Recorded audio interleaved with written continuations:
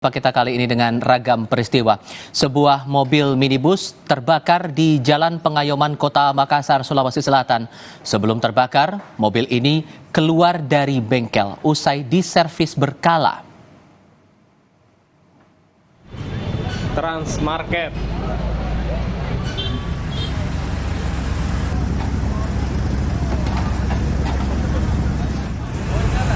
Mana?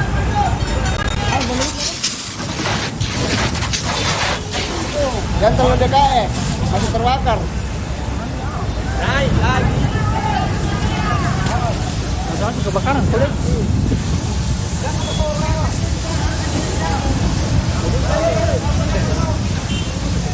Jalannya Jember. Mobil minibus hangus terbakar usai mengalami korslet pada bagian mesin usai dilakukan servis berkala di Jalan Pengayoman Makassar. Asap keluar dari bagian kiri badan mobil dan kondisi mesin yang keluar, maksud saya kondisi bensin yang keluar membuat api makin membesar. Pemilik langsung keluar dari mobil dan berhasil selamat. 1 jam kemudian, api dapat dipadamkan.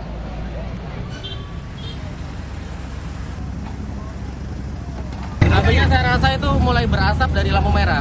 Dari lampu merah ini, terus saya sempat menepi. Saya matikan kontak, saya langsung cabut aki. Saya cabut aki ternyata masih konslet. Ya menyala.